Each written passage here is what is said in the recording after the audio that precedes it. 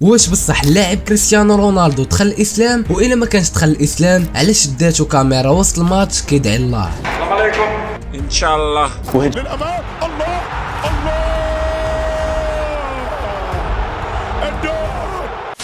يا واش العشرة لاباس عليكم؟ مرحبا بكم في فيديو جديد. الفيديو ديال اليوم غيكون على الضجه اللي كاينه حاليا على كريستيانو رونالدو بعد ما شداتو كاميرا كيدعي الله بطريقه المسلمين. وفي هذا الفيديو غنعرفوا واش بصح كريستيانو رونالدو دخل الاسلام. ولكن قبل ما يبدا هذا الفيديو بغيت نشكركم على التفاعل ديالكم الاسطوري اللي كيخليني ديما فرحان وكيزيد يشجعني باش نلوح لكم فيديوهات. وانت الا كنتي جديد معنا في هذه القناه خلي سبسكرايب باش تنضم للعائله ديالنا، وكيف ما ديما خلي كومونتير فيه فركوس باش ناخذ لكم شي سكرين وندوزوه في الفيديو الجاي. بغينا البلباله في لي كومونتير ويلا نبداو في الفيديو.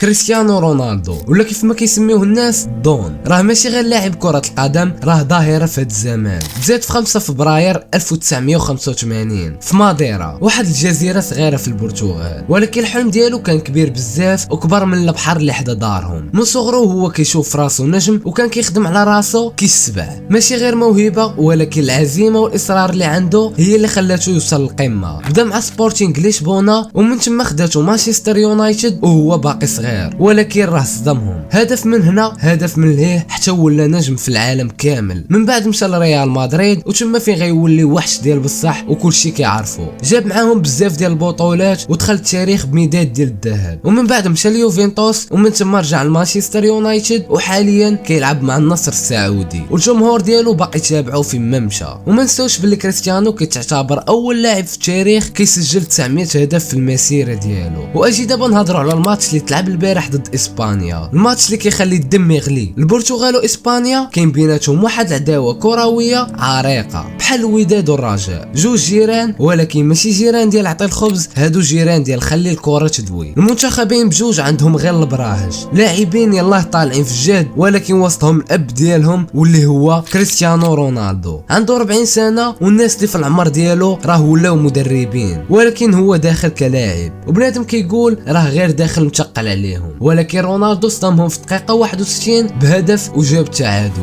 للامام. الله الله الدور.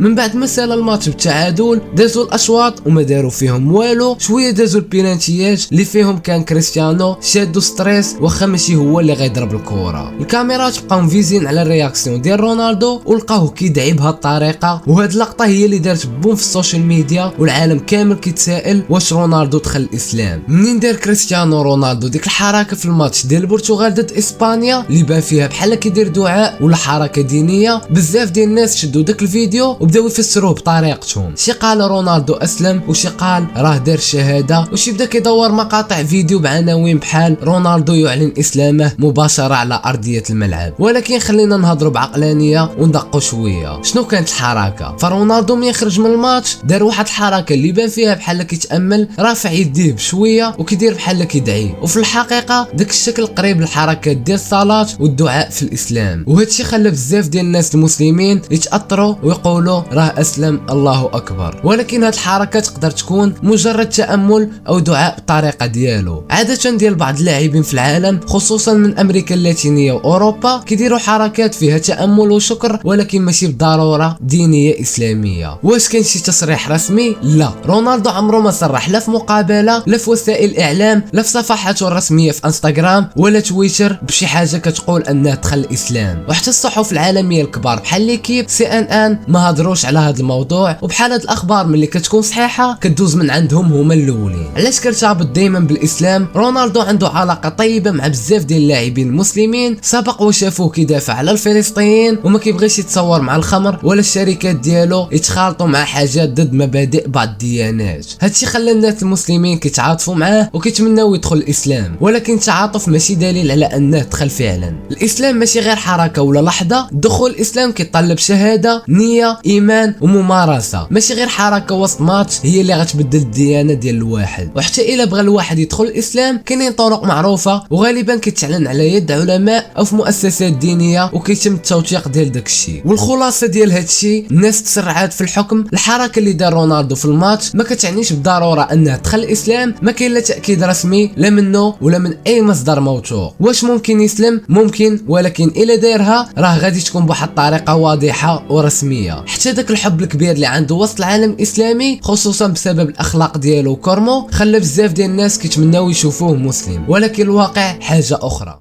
المهم العشران هنا غنكونوا وصلنا لافان ديال هذا الفيديو. كنتمنى يكون عجبكم الفيديو والطريقه ديال السرد، وبغيتكم ضروري تهبطوا لي كومونتير وتقولوا لي شنو تبغيو في الموضوع ديال الفيديو الجاي. وما تنساش الى عجبك الفيديو تخلي واحد لايك، ونتلاقاو في الفيديو الجاي وتهلاو.